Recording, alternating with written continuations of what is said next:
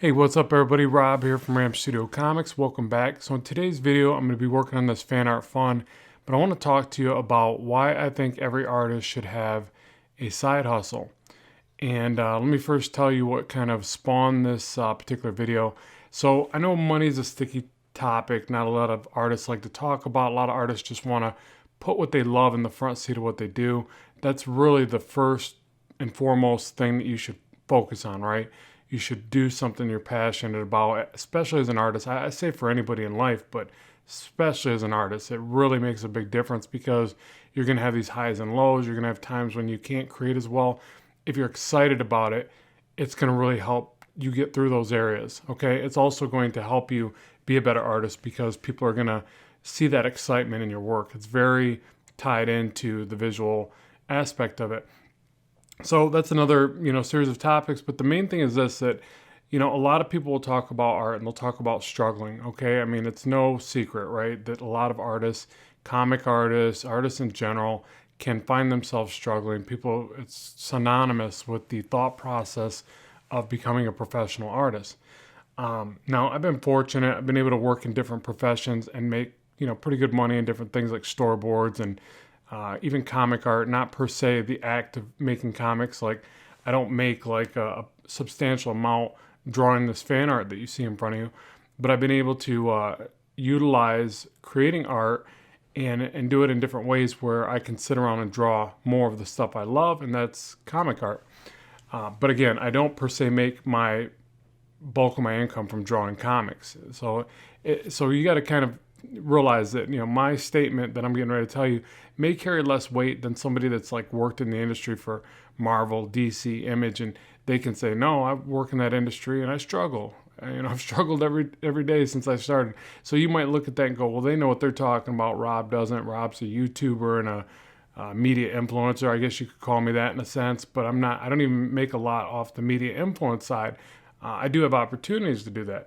But what I really want to share today is that, as a comic artist, as an artist in general, you have more options than ever to be profitable. I mean, you have more options than a lot of people, in general, a lot of professions. So, we tend to think that professions that make great money are lawyers, doctors, and judges, and, all that stuff, all the big wig type stuff that we've grown to think of as influential and money making. But what's funny is that art has gotten discounted for so many years. And I'll just say art, like, there's obviously so many different things that go into art, right?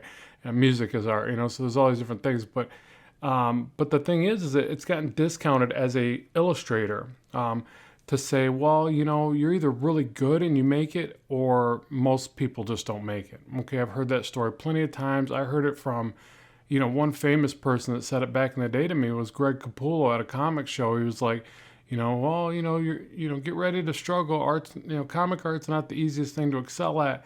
And it really discouraged me, but I shouldn't have let it. Now mind you, this was like 20 years ago. So much has changed.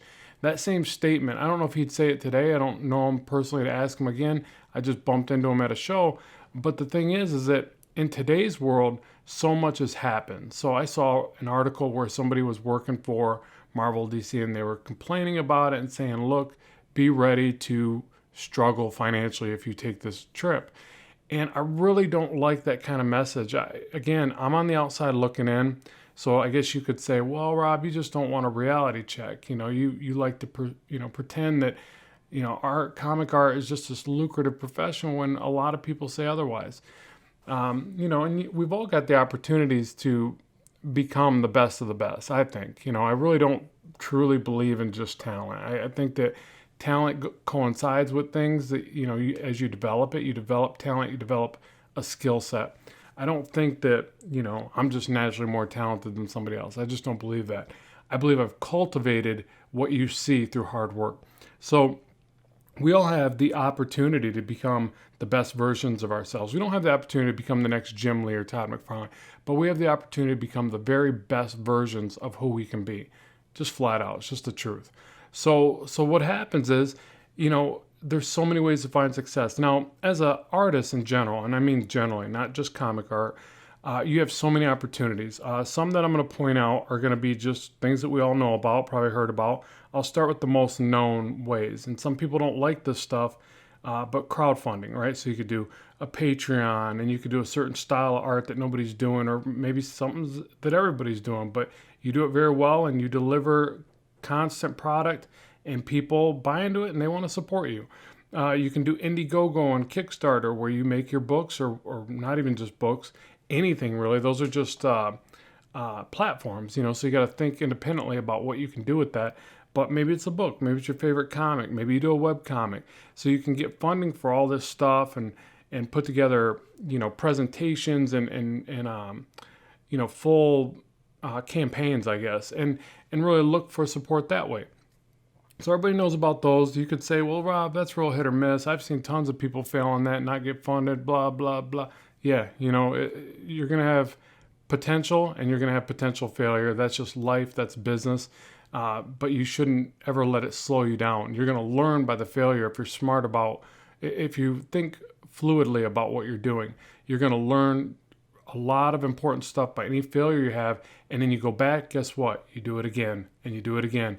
That's called tenacity. You don't stop until you find success. So those are some that I've had success with. So you don't think that I'm just, here to just float your boat and say, oh yeah, you'll make it and everything's going to be fine. I'm not saying everything's going to be fine. You can very much run into hardship, but there's a lot of opportunity as a visual artist. So for instance, I've had success on Gumroad. Okay, so Gumroad, you can make products on there. They have a free model. You can make downloadable products that are free where people tip you. So you could start with that and, start generating and building a following and see if certain things work, kind of test the waters. And remember, your only barrier to entry on this stuff is your time.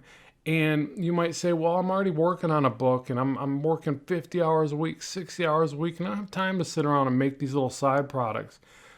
Guess what? When some of these take off, you take an afternoon of your time, you make a product that you got some faith in, and it takes off, it's going to keep earning you income so that you have more free time. So you're not working so ridiculously hard on one project. If you work so ridiculously hard on just a book title, for instance, right, and you get a flat page rate, of course that's going to be hard for you to succeed. You have to, as a creative professional, in my opinion, you have to dedicate time to things that are going to come back to help you. So I was very fortunate. Once I built this channel, I got a book option for Learn to Draw Action Heroes. Yes, I'm plugging my own book. Sorry. It's kind of part of the job. But anyways, once I got that opportunity, I get residuals from those sales. Okay, now that book may die next year. Who knows?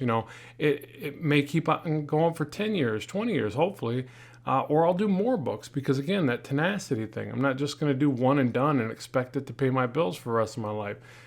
So there's the benefit of doing things like that is that it kind of keeps earning on the time that you spent. So now that time you spent isn't worth just your daily page rate.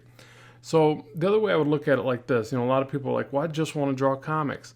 Then develop some of this stuff where it coincides with your mission statement, with your personal, goals as an artist. So I'm not saying reinvent the wheel. If you're not good at doing catchy t-shirt designs, don't do catchy t-shirt designs. Just do comic art, but then make things that maybe help other comic artists. That's what I do. So everything I design, generally the main focus is comic art or digital painting because I like that too. So I've got, like I mentioned, my Gumroad. I'm on Skillshare and Udemy. Those have been amazing for me. I made teaching, courses and classes. They're fun. They coincide with what I'm trying to do as an artist, and that's get better at comic art.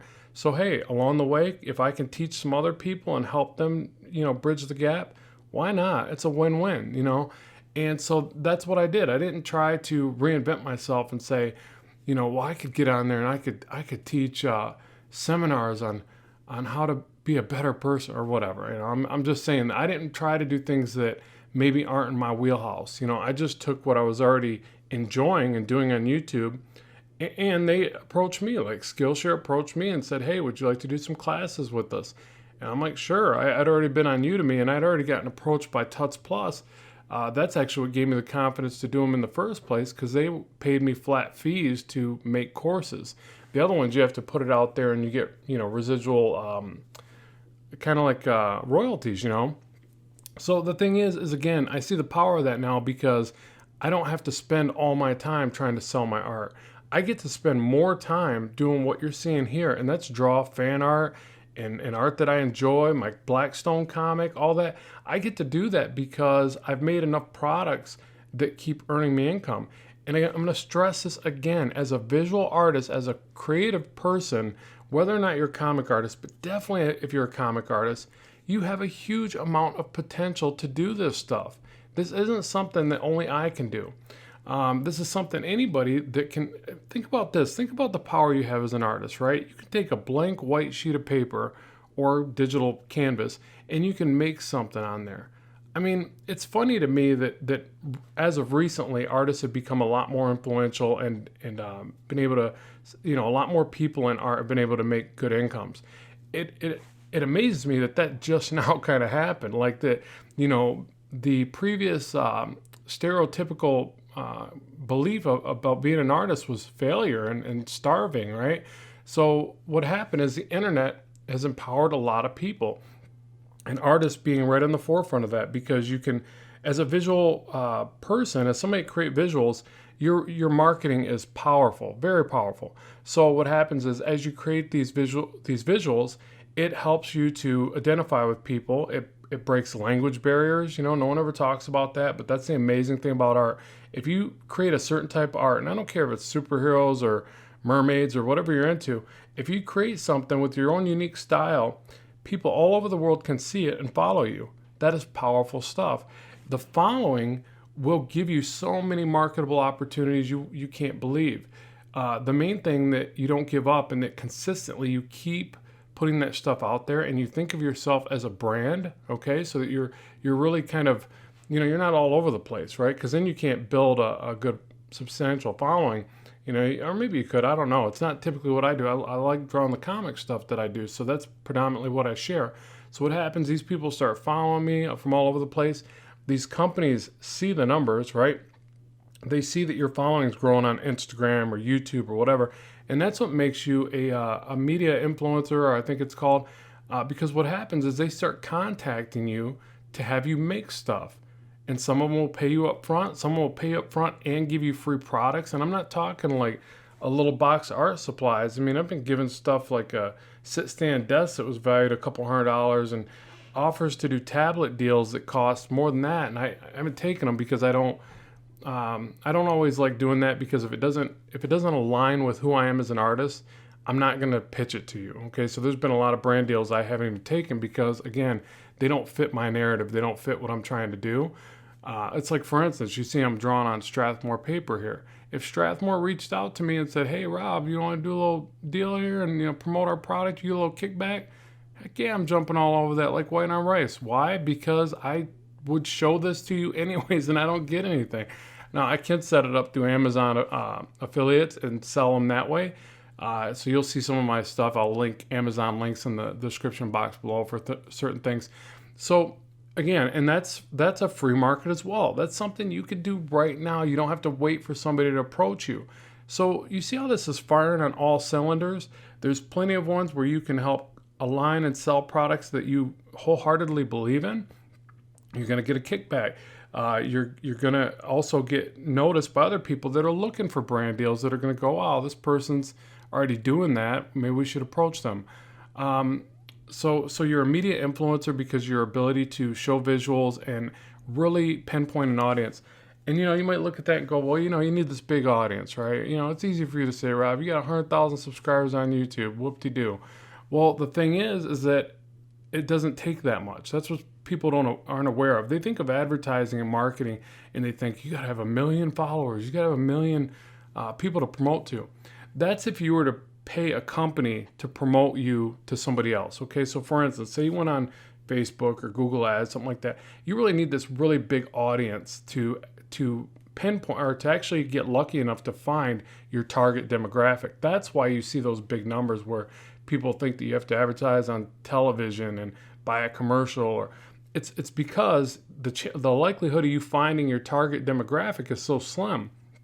That's not the case when you have a following for your art page. It's actually quite different. So what happens is, say you got 10 or 15,000 people following you on Instagram, you're going to start getting offers, because what happens is they're a very niche and specific demographic.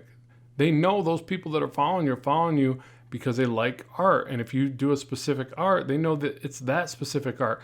They can pinpoint that demographic so well, and that if it coincides with their branding and their marketing, it's way more beneficial for them to spend money with you than it is with those big companies blanket, marketing with a blanket approach, okay? Or a net approach. I don't know what you'd consider, but it's like a net, because you're trying to catch a few people that coincide with your brand and what you're trying to sell. So again, it doesn't take a large following like you would think, because it's a very specific audience. So again, there's let me make sure, because there's so many different things that I wanted to get into this video, and I'm sorry it's very long-winded, but I really just want to open up people's minds that artists can make a substantial good income, and it will free up your time so that you can draw comics. So let me put it in another way for you. Like, for instance, if I was to get approached by, say, Marvel or DC, and who knows if that'll ever happen, but say it did, and they offered me, I think page rates from guys starting out is like $200 a page for pencils. I don't know what it is. It always changes. And if I didn't do anything else, I would be scared to take that amount. Like, based upon my cost of living and, me being head of household and providing for my family and buying insurance and all the stuff that I do remember, as artists, we're basically subcontractors. We have to pay for all that stuff. Yes, you get deductions. I'm not going to get into all that crazy stuff, but it has to be thought about, right? And here's another little tip for you. You can't just make what you need today. You have to make what you need when you stop working. Okay, you're not always going to have that next big job sitting in front of you. So you got to make an excess what you need to live. Okay, if you're not thinking that way, of course you're going to kind of have some failure there, or some real hard areas, because you're not always going to be busy, and you got to pay for those gaps of work. So a lot of people in the comic industry will tell you it's not just getting that first job, it's getting that next job and that next job and staying valid in the market. So again, if they were to approach me and say, well, Rob, we're going to give you $200 a page, 22 pages in a book or something like that, what is that, 4,400 or something? So it's like, would that be sustainable for me? By itself, it wouldn't. And I know it's kind of sad, because that's probably for a lot of people that go, man, that'd be great money. I'd be all over that. That's awesome. But what I'm telling you is that, based upon my standard of living, cost of living, my financial obligations to a family, insurance, downtime, all this stuff, it doesn't seem as profitable or lucrative as I think it should be. So, but here's the thing, I would take it, and this is why. For one, I've poised myself in a way where I could take it. I have enough of these other things going on where that wouldn't be all my eggs in one basket. You see what I mean? And that's, I think, is so important. So let's spin it back around. So now you're a comic artist that works for these companies, and you're like, well, yeah, I'd like to dabble in what you do, but I'm too busy drawing a book all the darn time. And you love it, right? Everybody that's drawing comics generally loves the act of doing it, okay? For the most part. I'm sure there's exceptions to the rule. But the thing is I'm telling you, if you're spending every waking moment on that book, then I would say you're setting yourself up for failure. Okay, so you should have a percentage of your time, and this is my opinion, okay? Again, just my opinion, where you are alleviating you're leaving some of that time. Let's say a 90-10 rule, or I would do an 80-20, but whatever you want to do. So say you're working 50 hours a week on your book, and that it takes all 50 hours, and sometimes you're behind, right? Deadlines are deadlines. I would say that you need to ease up on your art style.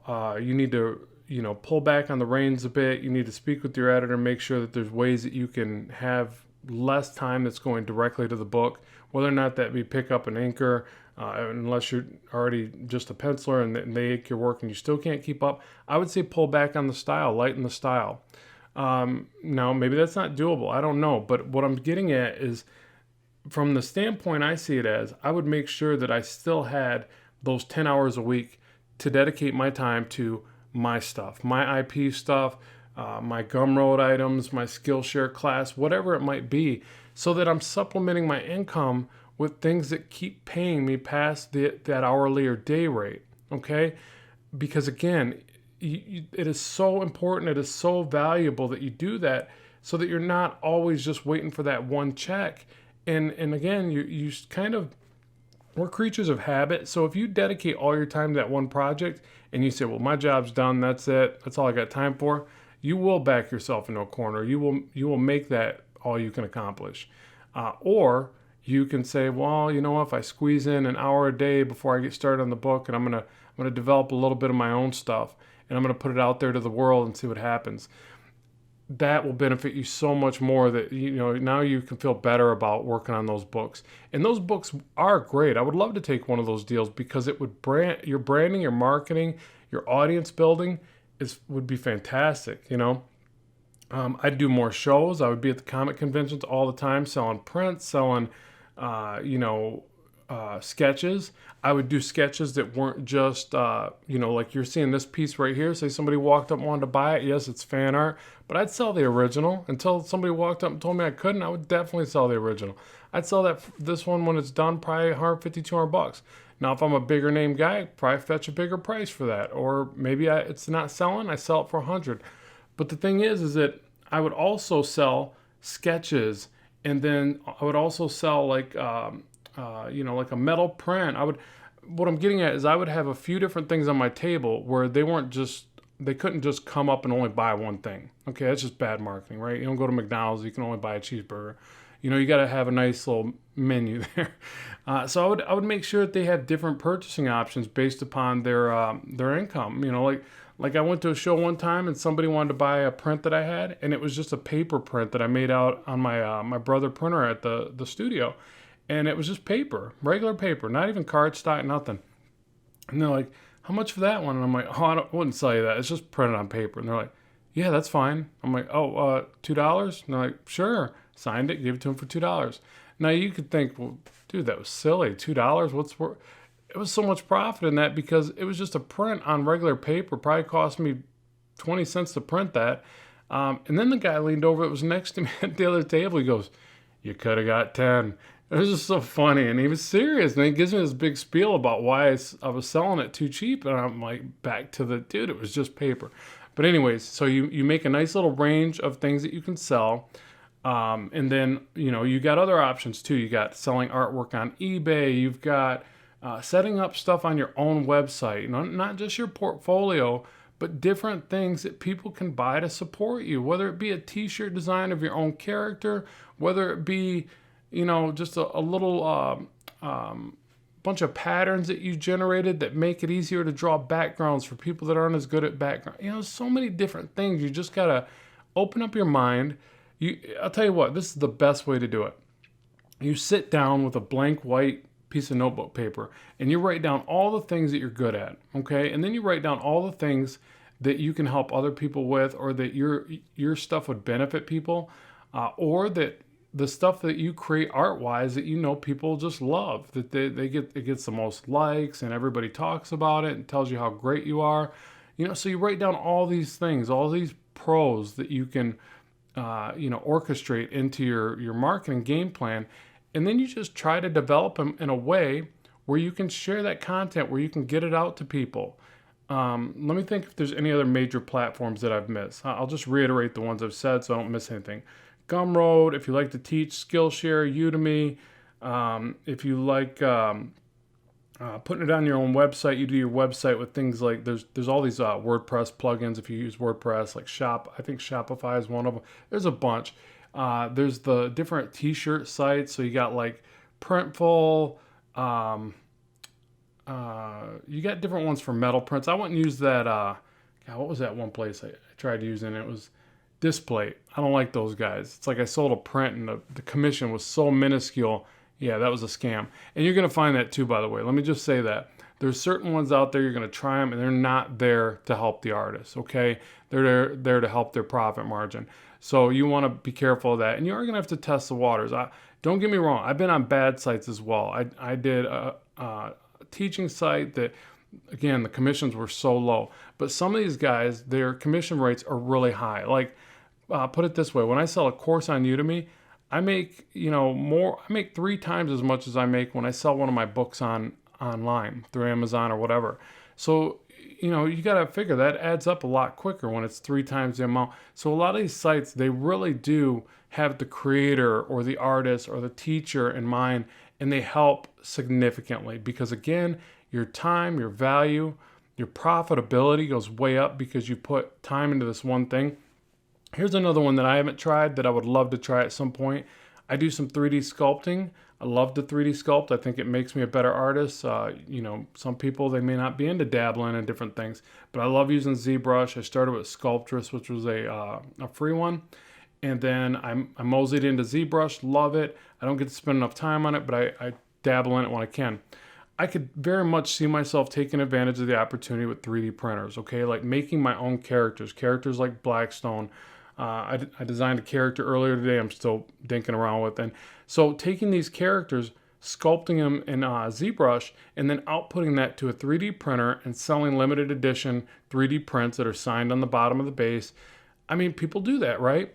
And 10, 15 years ago, you couldn't have did that, okay? The barrier to entry was way too vast. You just couldn't, you had to have one of these big companies back you to do anything close to that.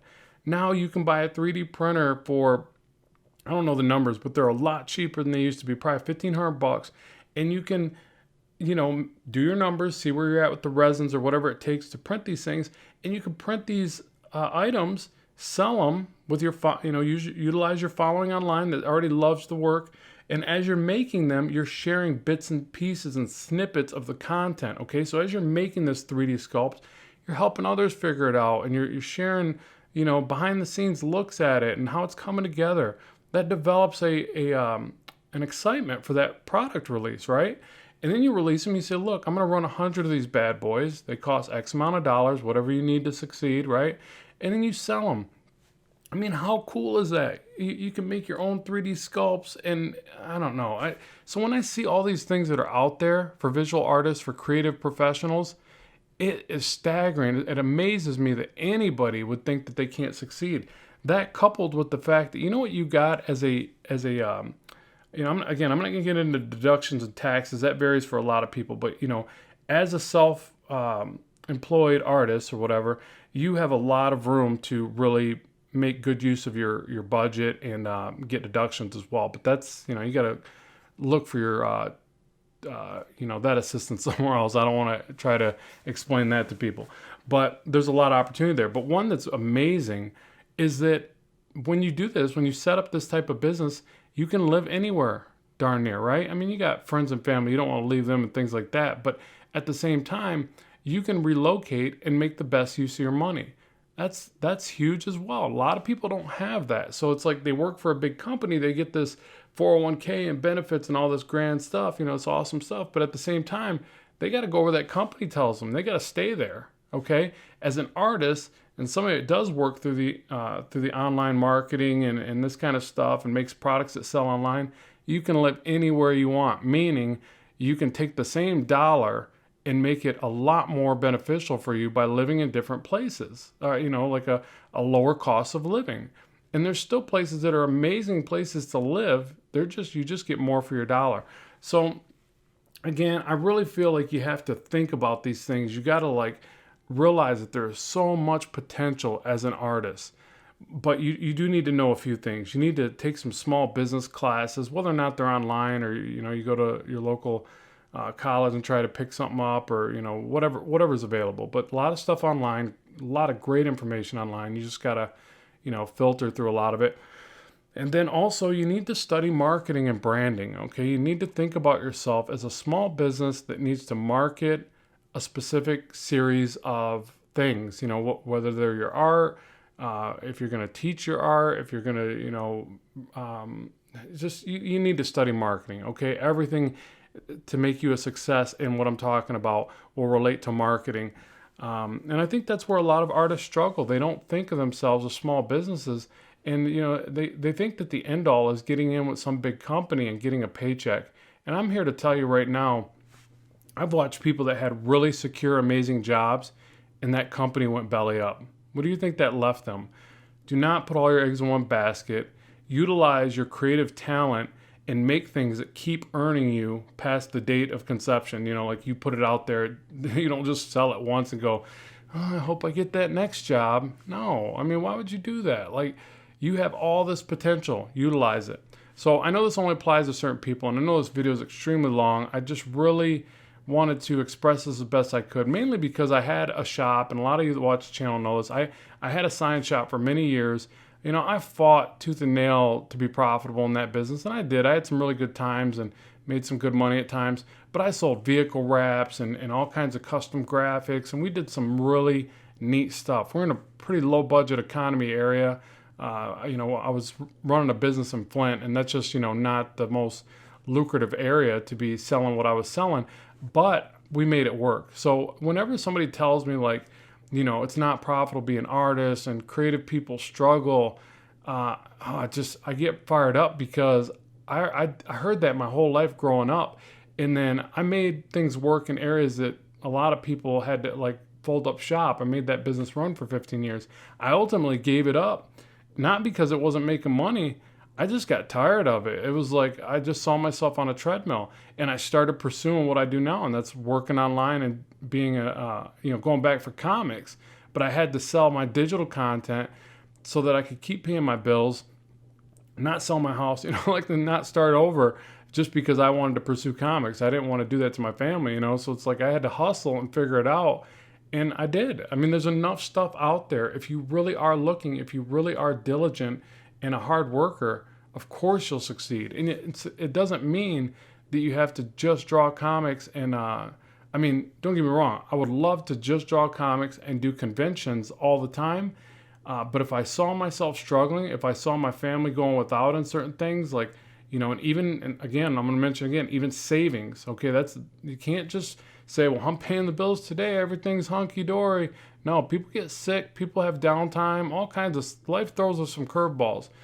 There's got to be money being pumped into savings as well. That's part of it, part of being any kind of success.